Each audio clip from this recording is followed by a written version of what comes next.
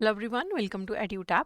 So we are starting a new series for your CAB examination in which in every lecture we'll be discussing around 5 MCQs with you with explanation, and I hope they will be beneficial for you in the upcoming CAB exam. So we'll be discussing some MCQs from module A for your subject banking regulation and business laws. So the first question is which of the following statement is correct? तो इसमें से हमें correct statement देखना है. Banking in India is governed only by the Banking Regulation Act 1949. तो क्या India में सिर्फ बैंकिंग रेगुलेशन एक्ट बैंकिंग को गवर्न करता है? The deposit accepted by banks are always payable on demand, कि जो भी बैंक के पास डिपॉजिट्स होते हैं they are always payable on demand. तीसरा, accepting deposit from the public implies that a banker accepts deposit from anyone who offers money for such purpose. कि bank के पास कोई भी अगर डिपॉजिट देने आता है तो बैंक को वो पैसे एक्सेप्ट करने ही होते हैं, या फिर नन ऑफ दी अबव.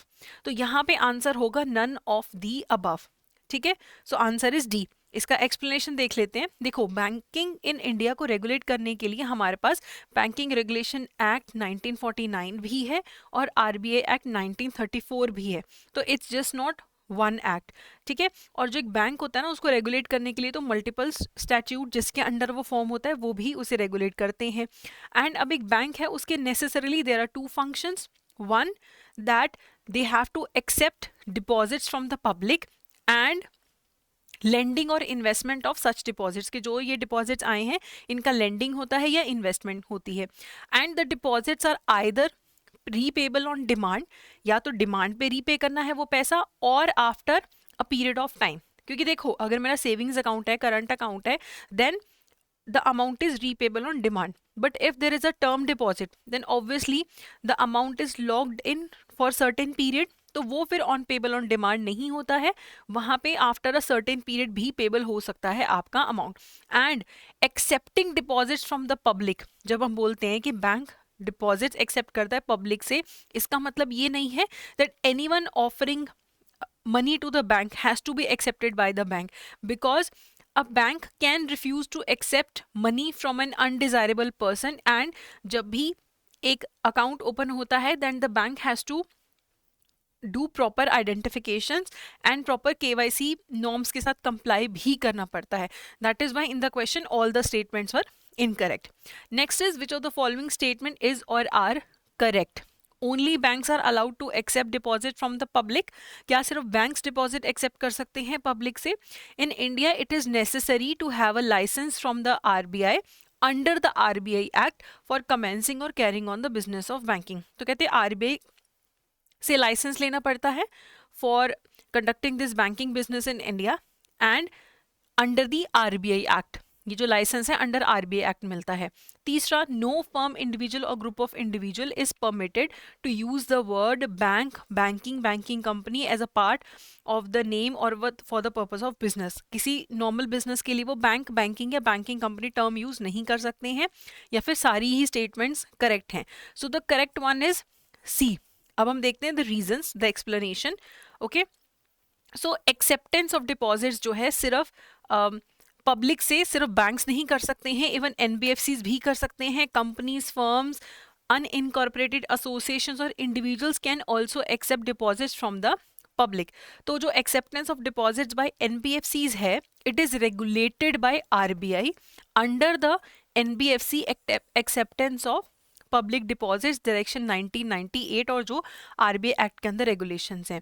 और जो लाइसेंस प्रोवाइड किया जाता है बैंक्स को, it is provided by RBI, not under the RBI Act, but under the section 22 of the Banking Regulation Act. So वहाँ पे RBI लिखा था, यहाँ पे क्या है, बैंकिंग रेगुलेशन एक्ट है. तो जो बैंकिंग कंपनीज हैं वही सिर्फ अपने नाम के साथ बैंक वर्ड यूज कर सकती हैं, कोई भी और नहीं कर सकता. कोई भी फर्म, इंडिविजुअल या ग्रुप ऑफ इंडिविजुअल्स को बैंक, बैंकिंग या बैंकिंग कंपनी अपने बिजनेस पर्पसेस के लिए ये टर्म्स यूज करना अलाउड नहीं है. So the only statement correct was the third one, option C. अब I would like to inform you one thing, that we have launched a master course for your JAB exam. So you can avail the services of this course and you can easily qualify JAB 2024 all the four examinations in just one go. Okay, so इसका 400 plus hours का duration normal course में होता है, इसमें around 200 hours का है। Normal videos 15 to 20 minutes की हैं and we are providing around 14,000 questions and we have provided previous year solved MCQs also.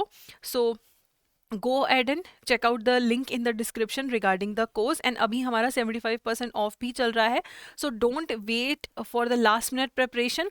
Advance में ही आप धीरे धीरे करके रोज थोड़ा थोड़ा टाइम दे के जैप क्वालिफाई करने के लिए प्रिपेयर कर सकते हैं, ठीक है।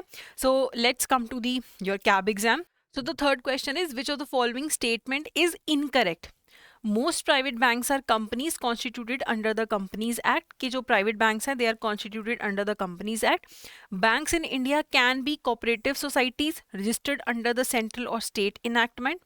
All the foreign banks which transact banking business in India are governed as per the statutes abroad only. कि जो जिस statute के अंडर वो फॉरेन में बने हैं उसी के अंडर वो रेगुलेट होते हैं, या फिर सारी की सारी करेक्ट हैं. But the option is C option जो है वो इनकरेक्ट है. इसका अब हम डिटेल देख लेते हैं. See banks can be formed as a body corporate constituted under the special statute, के किसी स्पेशल एक्ट के अंडर बनते हैं. जैसे SBI एक्ट SBI को फॉर्म करता है और RRBs के लिए, रीजनल रूरल बैंक्स के लिए अलग से एक एक्ट है. ओके, इसके अलावा company registered under the companies act 1956 और 2013 उसके अकॉर्डिंग भी एक कंपनी के फॉर्म में भी बैंक स्टार्ट हो सकता है. जैसे जो फॉरेन कंपनीज वगैरह हैं वो भी इंडिया में आके बैंकिंग बिजनेस कर सकती हैं. उसके बाद जो कोऑपरेटिव सोसाइटीज़ की तरह भी रजिस्टर्ड हो सकते हैं अंडर द सेंट्रल और स्टेट इनैक्टमेंट. जितने भी जो मोस्टली प्राइवेट सेक्टर के बैंक्स हैं वो एज अ कंपनी फॉर्म होते हैं under section 3 of the companies act 1956 या फिर ये कंपनीज एक्ट 2013 के अंदर भी इनकॉर्पोरेट होते हैं. और जो फॉरेन बैंक्स होते हैं they are basically foreign companies जो किसी फॉरेन के एक्ट या स्टैट्यूट के अंडर बनती हैं and they are treated as such in the companies act 2013. अब ये जो फॉरेन कंपनीज हैं which are the foreign banks in India, वो इंडिया में बैंकिंग बिजनेस कर सकते हैं but they are governed by the banking regulation act and RBI act. तो सिर्फ अपने स्टैट्यूट के अंडर रेगुलेट नहीं हो रहे हैं, बैंकिंग रेगुलेशन एक्ट और RBI एक्ट के अंडर भी ये रेगुलेट होते हैं. ओके चलिए अगला क्वेश्चन देखते हैं. Which of the following constitute the central board of directors for RBI का जो सेंट्रल बोर्ड ऑफ डायरेक्टर्स है उसका कॉन्स्टिट्यूशन में क्या क्या है? Governor and not more than 4 deputy governors appointed by the central government, 4 directors nominated by the central government, 1 from each of the local boards, 10 directors nominated by central government, 2 government officials nominated by the central government. तो यहाँ पे ये सारे मिलके ही central board of directors को constitute करते हैं. सो D is the correct answer. तो जो जनरल सुपरिटेंडेंस है और जो direction of affairs and business of RBI देखता है वो सेंट्रल बोर्ड ऑफ डायरेक्टर्स देखता है. इसके अंदर वही गवर्नर है, डेप्यूटी गवर्नर्स है जिन्हें सेंट्रल गवर्नमेंट अपॉइंट करती है. Then there are 4 directors and there are 10 directors nominated by the central government and 2 government officials को भी सेंट्रल गवर्नमेंट नॉमिनेट करती है. जो भी ये डायरेक्टर्स अपॉइंट होते हैं they are appointed for a 4-year term. चलिए आखिरी क्वेश्चन देखते हैं. Which of the following statement is incorrect? The governor and the members of the central board of the RBI are appointed by the government of India which also has powers to remove them. कहते हैं जो governor है या जो members हैं central board के RBI के, उन्हें अपॉइंट और रिमूवल की पावर किसके पास है? गवर्नमेंट ऑफ इंडिया के पास है. Government of India is the sole share holder of RBI.